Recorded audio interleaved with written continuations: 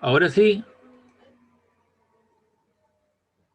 Aló, aló.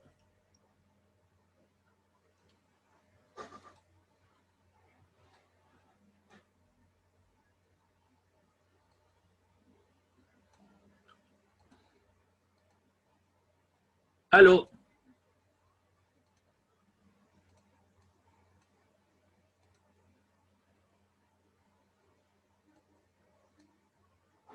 Aquí, Ahora sí. profe.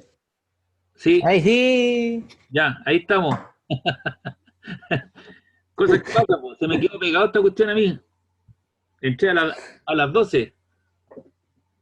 Entonces Sí, no, sí. Yo esperé un estaba como de... rato y se me quedó pegado. Pero por eso lo tuve que reiniciar y por eso los tiré todos para afuera. Ahora estamos. ¿Hicieron la Ahora sí, tarea? sí, sí, yo le dije, el fin de semana yo con mi grupo se la mandamos al tiro. Apenas la terminamos. Le hicimos el jueves, nos pusimos a trabajar y la terminamos el viernes en Ya, la tarde y se la mandamos al tiro el viernes. ok. Viste que a partir de un experimento, ¿qué es lo que traté de hacer? A partir de un experimento, de una simulación virtual de un laboratorio, ustedes pueden llegar a un modelo matemático, a una relación entre variables. En este caso, es la distancia al objeto, la distancia a la imagen y la distancia focal. Y ustedes logran determinar una ecuación. Profe, Eso es basado en Sí, la metodología inglesa, francesa, va al revés. Del laboratorio, del laboratorio, ¿cierto? De la implementación del laboratorio, se llega a la parte teórica. Nosotros aquí en Latinoamérica profe, hay usamos... alumnos que están en la sala de espera. ¿Ah? Hay hay gente que alumnos está que en la están sala en de la sala de espera. espera. Ya, lo voy a subir al tiro. 1, 2, 3, 4, 5, 6. Ahí se están uniendo. Hay otro más por ahí. Ya. Entonces lo que era que les decía que a partir de la información usamos una metodología inglesa, es decir, a partir del aspecto teórico llegamos al laboratorio, al experimento, ahora fuimos en sentido contrario, esa es la metodología francesa. Los franceses usan el laboratorio, entonces llevan a sus alumnos al laboratorio, hacen ciertas simulaciones, ciertas cosas, experimentos y llegan a la parte teórica que son las ecuaciones del modelo, de la estructura. En este caso eran los espejos cóncavos y convexos. Trabajé como 15 años en la Alianza Francesa arriba en Reñaca, entonces se empleaba y logré visitar Santiago, también Concepción, y se hacía esa metodología, que es una metodología inversa, digamos. ¿Ya? Así que aprendieron o no. Sí, Ya, entonces con eso estaríamos listos entonces con lo que son los espejos cóncavo convexos, ¿cierto? Si ya se sabe cuál es la expresión, la fórmula, y uno puede llegar a intuir. Creo que había quedado alguna tarea, ¿o no? no, solo la última que había Ah, dado ya, del ya. espejo y Y ustedes vi que tenían que subió hacerlo. nuevo material del aula. Ya, y ustedes tenían que hacerlo. Sí, le subí un material nuevo al aula y ahí también les tengo un laboratorio para que se ¿Vale? entretengan un rato. Busqué algo en internet y le encontré algo así que ahí se los voy a dar. Entonces hoy día vamos a hablar de el aspecto, vamos a ir a buscar ese material. Le subí algo de la dinámica de la Tierra y le subí también algo de las estructuras que rodean al planeta o la estructura del universo, que son los planetas, los soles, ¿cierto? Los agujeros negros, etcétera, etcétera. Vamos a ir a ver aquí. Colegio. Primero medio. Aquí está.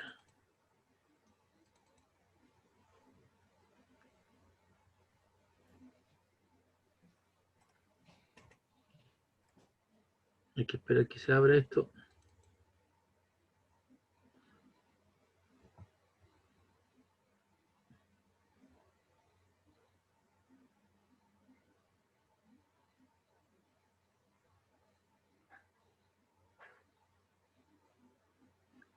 Esto es como la parte última del libro, ¿no? ¿Parece? Sí. Te voy a correr un poquito para allá. Ya. Esto está relacionado con, no sé si vieron ayer en Televisión Nacional, todos los días en la noche van a hablar, hablo sobre las placas tectónicas, hablaron sobre la falla de San Andrés, no, la falla de Santiago, de ¿San Cajón del Francisco? Maipo. ¿Ah? ¿De San Francisco? Claro, No, de San no, Francisco no. no, Ah, ¿cómo se llama esta falla? no, es la falla de Santiago que hay, Falla de donde Santiago. fíjense ustedes que esa falla existe y ya hay puestos sensores, la Universidad de Chile y Geomino, ¿cierto? Ha puesto sensores y ven que hay un movimiento de esas placas. Y en algún momento va a haber liberación de energía, po, con aceleraciones que van entre ellos presuponen 0,55 y 0,70 y algo. Y esa falla de Santiago, del Cajón del Maipo, tienen que colocar ahí www.tvn.cl y fue el artículo que lo dieron ayer. Se han planificado y se han construido hospitales, colegios, una serie de otras cosas, pero no se ha tenido la precaución. Y eso es parte de países subdesarrollados como somos nosotros. En otros países desarrollados la gente ya tiene previsto eso, entonces impide que haya urbanización en esos sectores, se alejan de ahí. Está prohibido, ¿cierto?, construir cosas. Entonces, échale un vistacito a esa situación. El dinamismo de la Tierra, el objetivo es describir el origen, la dinámica y los efectos de sismos y erupciones volcánicas en términos del movimiento de placas tectónicas y de la liberación de energía.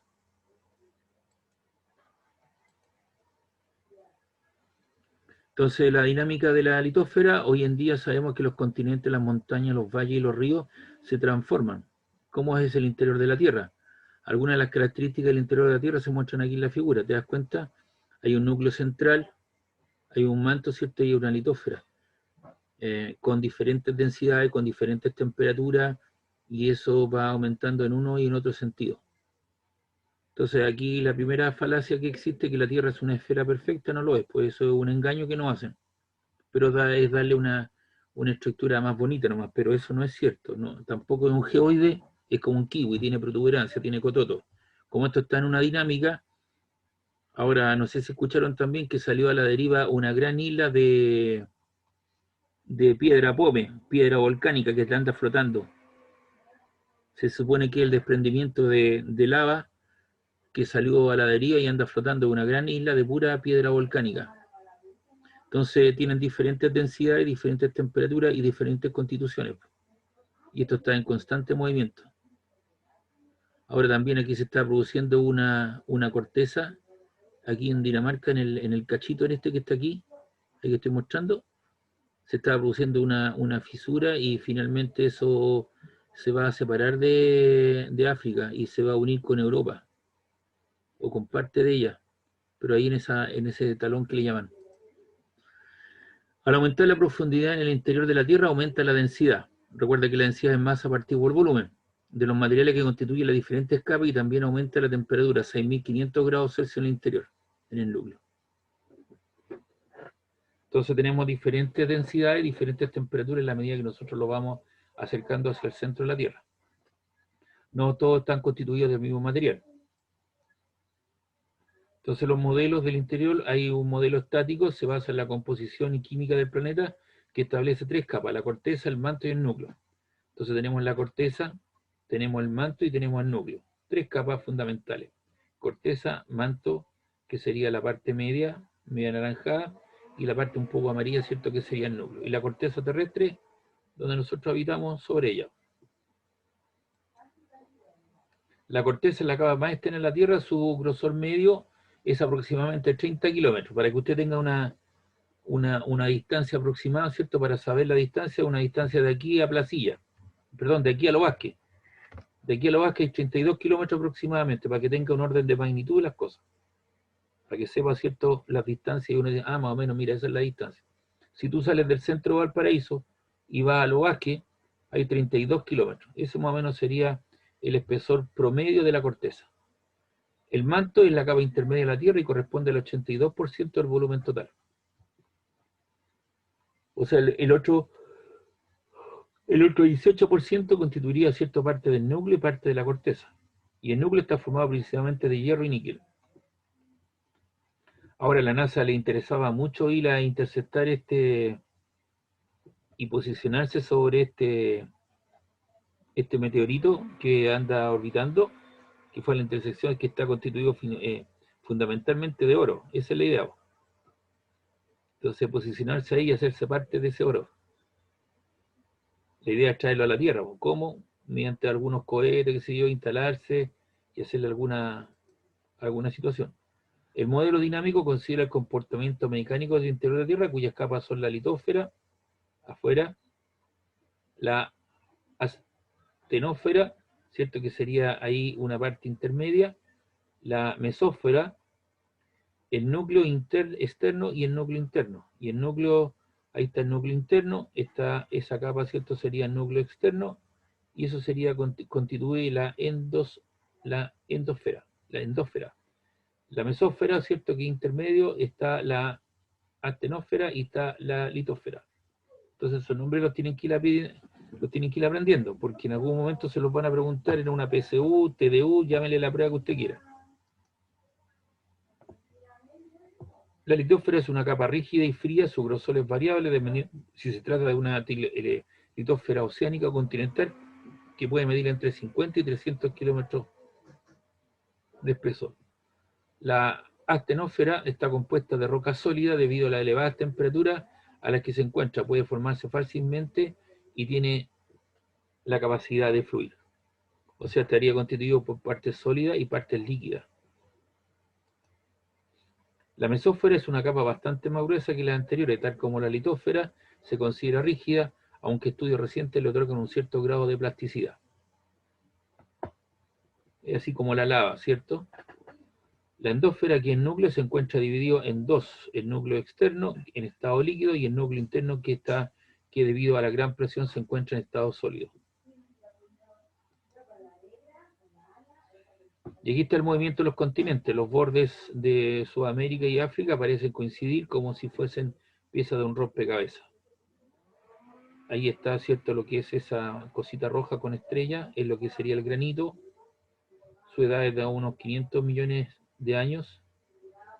El carbón, que se da fundamentalmente en los climas tropicales, debido a que los árboles se descomponen y caen, ¿no es cierto?, y son aplastados, y eso finalmente se convierte en carbón. Clima tropical, su edad es de unos 300 millones de años. La morrena, que es eso que está ahí, es glacial, su edad es de unos 300 millones de años. Y los yesos, su edad, ¿cierto?, es aproximadamente unos 2.500 millones de años.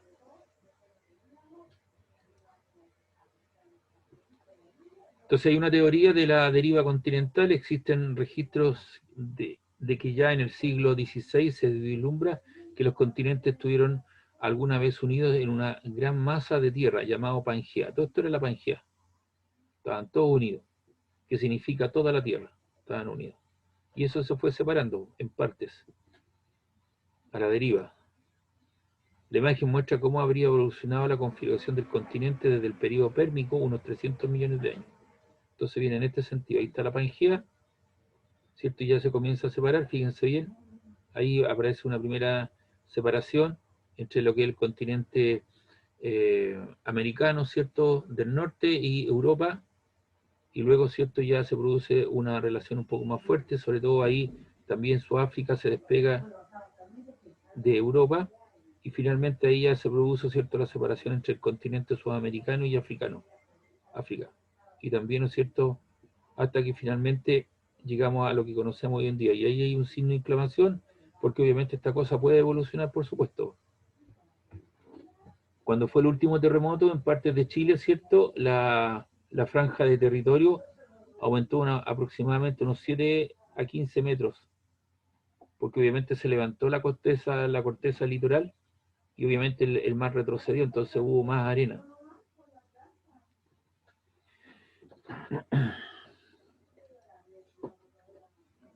Y acá tenemos la expansión del océano, del fondo oceánico, la subducción, que es lo que tenemos frente a nuestra costa. Aquí está el continente, aquí estamos nosotros viviendo en estos pequeños valles. es el hundimiento de la corteza oceánica bajo los continentes. Entonces aquí tenemos un problema de subducción. Aquí esto se viene desplazando como una correa transportadora y se viene metiendo debajo del continente. Y eso da lugar a la afloración, ¿no es cierto?, de lo que fueron los volcanes y tenemos un problema de subducción. Ahí está, ¿ves? Y esto produce por presión, produce un levantamiento. Y aquí es donde se produce la mayoría de nuestros terremotos, porque ahí hay enganche, ¿cierto? Ahí donde se produce la liberación de la energía. La fosa oceánica es el hundimiento del fondo marino y las dorsales oceánicos son conllevadas submarinos de miles de kilómetros de largo. Aquí tiene usted una dorsal, ¿ves? Aquí está la configuración de dos, viene saliendo el material plasmático, ¿cierto? Plástico, y ahí tengo una dorsal, ¿cierto?, oceánica, y obviamente los tipos han detectado incluso hasta volcanes oceánicos.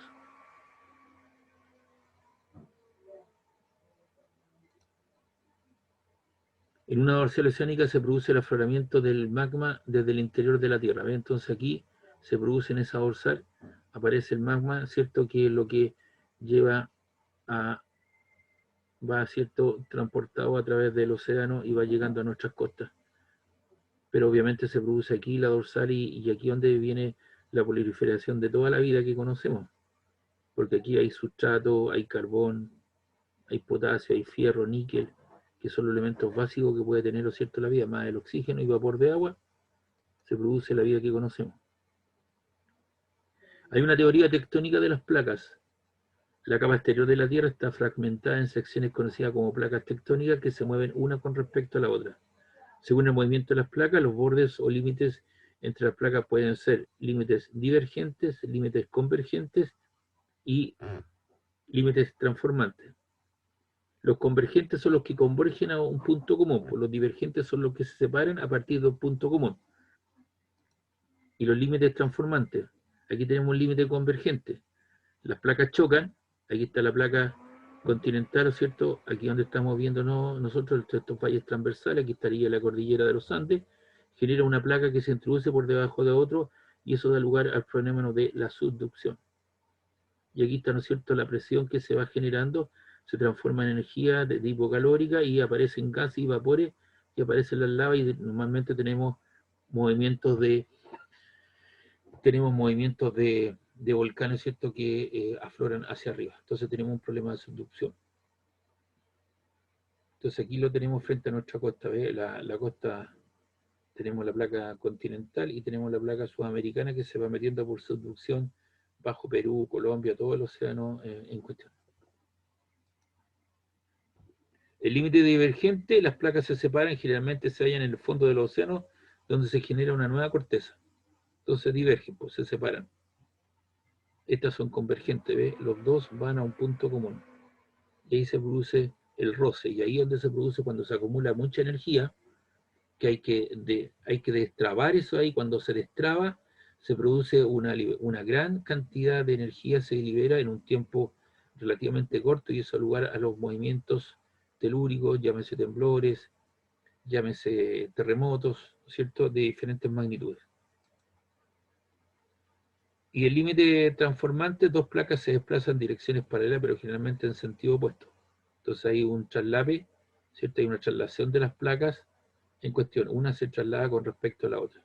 Entonces tenemos tres tipos de límites: los límites divergentes, convergentes y transformantes.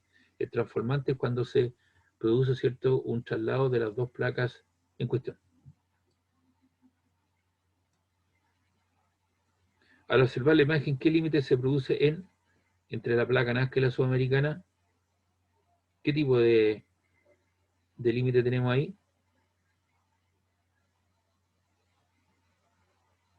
¿Ah? ¿Qué tipo de límite tenemos ahí entre la placa de Nazca, el Océano Pacífico y la placa sudamericana? ¿Es convergente, divergente o transformante? Convergente vigente. Convergente, pues las dos convergen a un punto común. Y hay un problema, se da un problema de subducción. Y acá tenemos, ¿cierto?, la placa sudamericana y la placa africana. Ahí tenemos una dorsal, ¿o no? Y las dos, ¿qué pasa con ellas? Se separan, se Se separan. separan. Por lo tanto, las dos son divergentes entre la placa sudamericana y la africana. Entre la placa Nazca y la sudamericana existe un límite convergente y además se genera un proceso de desubducción dado que representa a la placa Nazca internándose por debajo de la sudamericana. En la B es cierto que dijimos, entre las placas sudamericanas y africanas existe un límite divergente, por lo tanto, en dicha región se crea una nueva corteza. Una corteza, si tú quieres, de carácter oceánico, ¿no? Una dorsal. El movimiento de sus placas y sus consecuencias. Chile se sitúa en una región de la litósfera donde se encuentran dos importantes placas tectónicas, la placa de Nazca y la placa sudamericana. Esto tiene una directa relación con los sismos y los volcanes.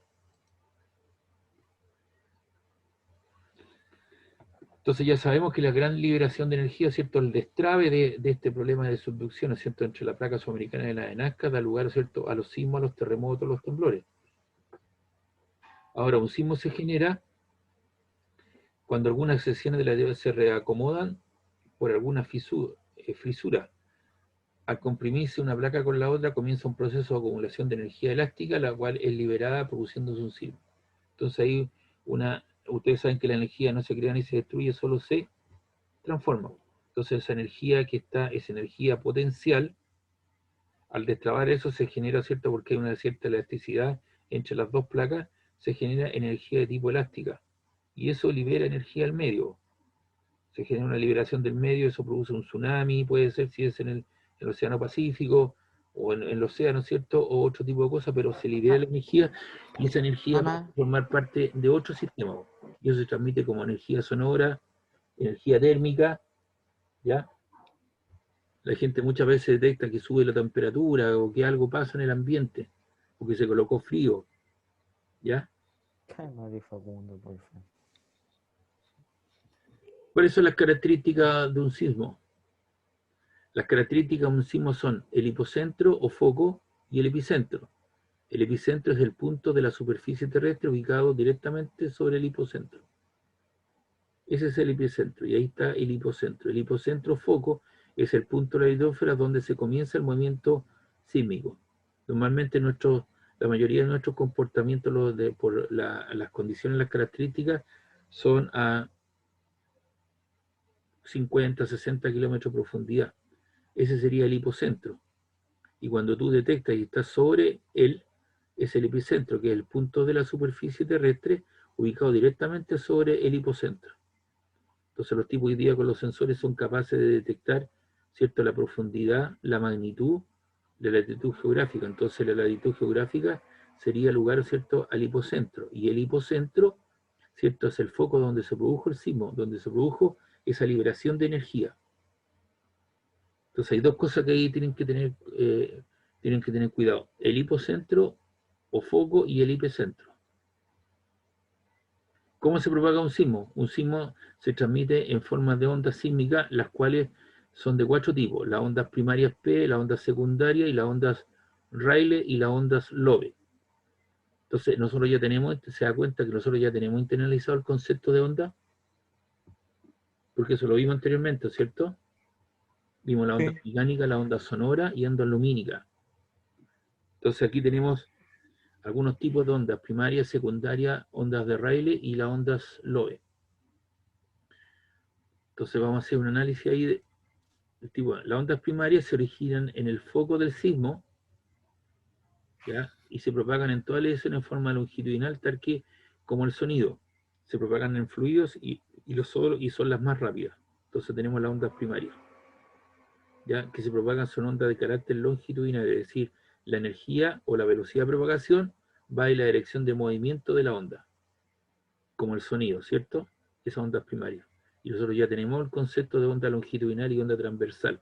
Y ya sabemos que las ondas sonoras son ondas longitudinales, es decir, la forma de vibrar la onda lo hace en la misma dirección de propagación de la energía en este caso, o la velocidad de propagación. La onda secundaria o onda S se producen en el foco al mismo tiempo que las ondas P, pero son transversales. Su rapidez es menor y por ello se perciben después de las ondas P. No pueden propagarse por el interior de los fluidos, son más lentos que las primarias. Entonces aquí tenemos el concepto de una onda transversal, que podría ser una onda mecánica. Son más lentas, hay diferencias se generan en el mismo punto, pero se perciben después de las ondas P, no pueden propagarse por el interior de los fluidos, son más lentos. Entonces, los japoneses, ¿cierto? Vuelvo a las primarias, los japoneses ellos tienen unos detectores en sus casas, porque ellos son mayor preparados, han ido evolucionando más que nosotros, entonces ellos tienen unos sensores que les permite, ¿cierto? Son de baja frecuencia, nosotros también tenemos el concepto de frecuencia y periodo, ¿cierto? Ya lo tenemos internalizado, eso lo vimos al inicio de nuestro curso. Entonces, son de baja frecuencia, no, el hombre no lo percibe directamente como un ruido, como un sonido, sino que lo perciben los animalitos, los ratones, los perros, en el campo los caballos, las gallinas, ¿cierto? Y normalmente fíjense bien que cuando viene una onda sísmica y un temblor en nuestra zona, si hay un sector por ahí, los perros comienzan a ladrar todos antes de. ¿Por qué? Porque ellos están escuchando como ellos pueden percibir ciertas ondas de baja frecuencia, entonces ellos están percibiendo directamente las ondas primarias, y como ellos ya tienen una cierta situación, ellos saben que detrás de las ondas primarias vienen las ondas S, que son las ondas, ¿cierto? Las ondas secundarias. Entonces ellos se ponen nerviosos y los caballos en el campo corren, las gallinas, ¿cierto? También comienzan a correr. Entonces los animalitos se asustan antes, previo, porque ellos están preparados para escuchar. Entonces los japoneses lo que tienen, ellos tienen una alarma en su casa que detectan con un tiempo de 30 segundos estas ondas primarias. Y estas ondas primarias, ¿cierto? Les permite a ellos, el detectar, genera una alarma en su casa o en el lugar de trabajo, donde estén, le permite, ¿cierto?, colocarse un casco y colocarse, ¿cierto?, a protección en resguardo en zonas que ya están determinadas, ¿cierto?, que son las zonas de seguridad. Eso acá en Chile todavía no está implementado. Pareciera ser que hay una política para implementar deberíamos tenerla porque somos un país altamente sísmico, deberíamos tenerla ya lista, pero parece que hay una traba ahí y no se ha hecho. Ellos la tienen internalizada, como les dije yo, estas sirenas, ¿ya? Nosotros lo que sí tenemos es el asunto de la evacuación, de las operaciones de ICE que se hacen, sobre todo en el caso de un tsunami, ¿cierto? Tenemos esa alarma ya, la gente, hay ciertos preparativos, hemos tenido preparación, la gente sabe las vías de evacuación, hay una cierta señalización, la gente se predispone y se dirige a ciertos lugares en altura, y en el colegio lo hemos hecho, así que en eso no habría problema, pero esto todavía no está internalizado. Después vienen las ondas Rayleigh, ondas R, que se originan en el epicentro y se propagan por toda la superficie de la Tierra, por lo que se las clasifica como ondas superficiales. Tienen un movimiento elíptico, en la superficie se mueven más lento que las secundarias. Y ahí está la onda, ¿ves? Se generan en este sentido. Son una especie de elipse. Y las ondas de Love, ondas de amor, ondas L, son ondas superficiales generadas por el epicentro y son las últimas en percibirse. Son reconocidas como las ondas más destructivas de un terremoto. El terremoto oscila de forma perpendicular a la dirección de propagación. Ahí está la dirección de propagación de la información, de la liberación de energía, y estas vibran en forma transversal, ¿cierto?, en la dirección. Y estas son las que más producen daño, son más lentas y son las más destructivas dentro de un terremoto. Entonces tiene que quedarle claro toda esta información, que existen 4 tipos de ondas, cuáles se clasifican, cuáles son la dirección de propagación, qué tipo de Profe, ondas son, escucha, al tiro, si son ondas longitudinales o ondas transversales. Dígame. ¿qué quiere decir de que sea transversal? Son transversales, pues mira, ahí abajo son transversales, son a 90 grados si tú quieres. Ahí están las flechas que van para allá, ahí está la liberación del movimiento, ¿cierto? La liberación de energía, y ahí está el movimiento de las placas. Son transversales a 90 grados, Ah, ya. ya a 90 grados, son transversales a la dirección de propagación. Y por eso estos conceptos, dice el terremoto, oscila de forma perpendicular a la dirección de propagación de la onda. Todo eso lo vimos ya, vos. Hicieron tarea, hay que evaluar eso, ¿cierto? Etcétera, etcétera. Y eso lo vimos, por eso vimos onda y por eso está secuenciado de esa manera. Entonces todos estos conceptos se lo hace mucho más fácil. ¿Cuáles son los parámetros de un signo? Si se termina, voy a tratar de instalarme nuevamente. Nos quedan 9 minutos. Los parámetros de un sismo. Para medir un sismo existen 2 criterios, los que se le asigna un valor numérico, la magnitud y la intensidad. La magnitud de un sismo es un parámetro que nos indica la energía liberada por este y se mide por un sismógrafo. Existen dos escalas de magnitud, la escala de Richter y la escala de magnitud. No sé por qué se está metiendo esto acá. Ya. Existen dos escalas de magnitud, la escala Richter y la de escala de magnitud o de momento MW. Entonces nosotros tenemos dos escalas de termómetro, uno para medir la magnitud y el otro para ver, ¿cierto? En función de la gravedad, ¿cierto? Se cayó una tejuela, se rompieron los vidrios, mira, se cayeron los árboles, se cayó una cosa, entonces eso, una es la escala científica, que yo logro visualizarlo, ¿cierto? Digo, este fue un terremoto 7.8, y después viene otro centro y dice, no, fue un terremoto 7.7. Eso es la escala Richter, ¿cierto? Que te permite medir la magnitud del sismo. En cambio, existe una que es en función de la visualización de los daños producto de ese terremoto. Se cayeron las tejuelas, tú le asignas 1 grado. Se rompieron los vidrios, tú le asumes otro grado. ¿Me entiendes tú? Entonces, hay dos tipos de escala. Una es la científica y la otra es la que tú liberas, ¿cierto? De acuerdo a una situación. La intensidad de un sismo es la evacuación de sus efectos sobre las personas, viste, la construcción de un terremoto en un lugar específico, se mide la escala de Mercalli, esa es a la que me refiero, y que es de observación visual.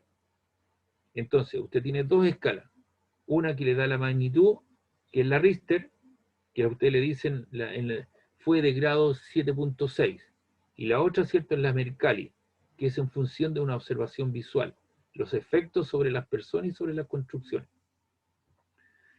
Y los efectos de un sismo están los tsunamis, pues este fenómeno consiste en una serie de grandes olas de hasta 40 metros de altura que impactan en la costa después de ocurrir un terremoto. Y aquí tenemos una escala, ¿cierto?, de los mayores sismos en los últimos 100 años.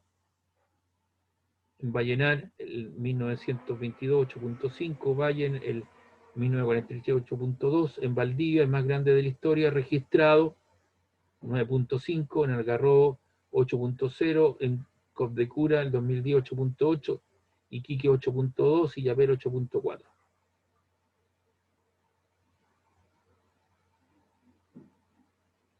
Y aquí están las placas tectónicas y el vulcanismo. El vulcanismo es la expulsión del magma, ¿cierto?, hacia la superficie de la manera, ya sea en el fondo marino o en la litósfera continental. Aquí está en el fondo marino, en una placa dorsal. Mira, así viene llegando uno. Y esto, ¿cierto?, es por la liberación de energía que se hace a través del continente, y eso da lugar a los volcanes, porque nosotros tenemos los volcanes, ¿cierto?, una gran cantidad de volcanes y algunos activos hasta el momento. ¿Cómo están constituidos los volcanes? Los volcanes se originan al producirse una grieta o fisura en la corteza por la presión que ejerce el magma al abrirse el paso hacia la superficie. Hay un cráter, hay un cono, hay una chimenea y está la cámara magmática. Entonces, ¿cuáles son las características de un volcán? Hay una cámara magmática, hay una chimenea por donde sale el magma, el cono, ¿cierto? Y está el cráter. El cono, ¿cierto?, es la forma que tiene en cuestión. El cráter corresponde a la cavidad situada en la cima del cono volcánico donde emerge el magma y los gases. El cono es la estructura formada por la acumulación de material volcánico, magma, ceniza, sedimento. El lava es la roca fundida a una temperatura entre los 700 grados Celsius y 1200 grados Celsius. Entonces la lava sería el cuarto estado de la materia, ¿cierto? Sólido, líquido, gaseoso, y está la lava, ¿cierto?, que sería el cuarto estado de la materia. ¿Ya? Sólido, gaseoso, está el quinto, que es el condensado de Bose-Einstein, y está el... ¿Cuánto era el cuarto? Oh, se me olvida el nombre. Ya me voy a acordar ya. La chimenea es el conducto por el cual asciende el magma.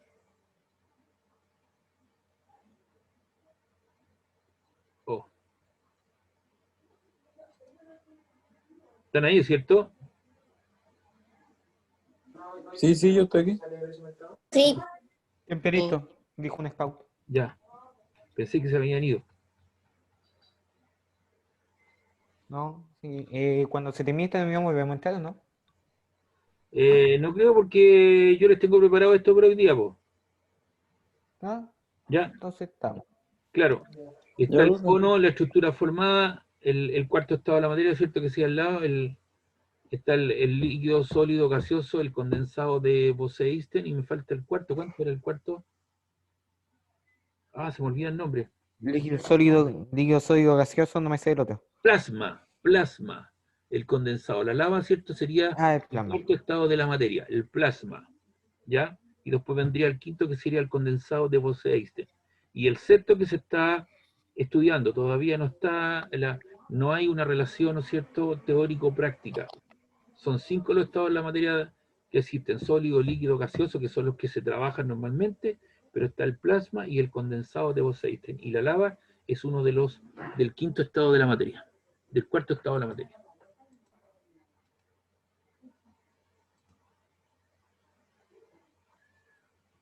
Hasta ahí, pues, chiquillos. Entonces estamos. Ya, yo les Ya, voy a profe, preparar, nos yo les vemos voy a el preparar próximo jueves. un PPT para que jueguen un rato con esto. O sea, les voy a preparar un ¿Una guía? laboratorio ¿Una guía? para que ustedes lo puedan hacer, y que está basado, a ver si alcanzo a mostrar algo. Esperemos un poquito. Déjame ver si lo tengo por ahí.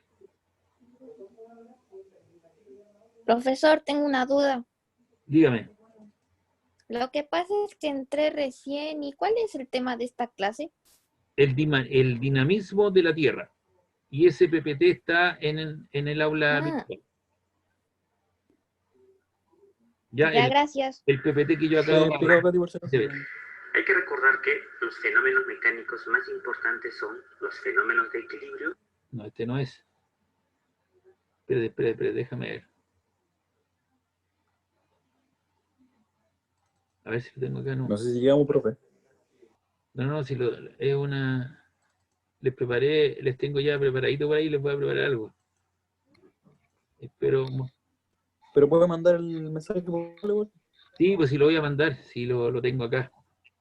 Por ahí, Vale. por ahí lo guardé, oye, no sé dónde. Qué lata. A ver, simuladores por aquí. Ya, profe, pero Ya, igual pues no llegamos estamos aquí hasta revisando acá, la pues. tabla. ¿Ya? Ya, profe. Ya. Vale. Si no lo Ya. resolvemos para que lo hagan, ¿ya? Estudien la niña Ya, que me chao, profe. preguntó, este PPT ya está arriba en el aula, ¿cierto?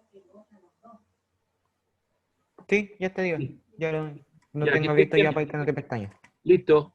Chao, chiquillos, que estén bien. Cuídense. Chao.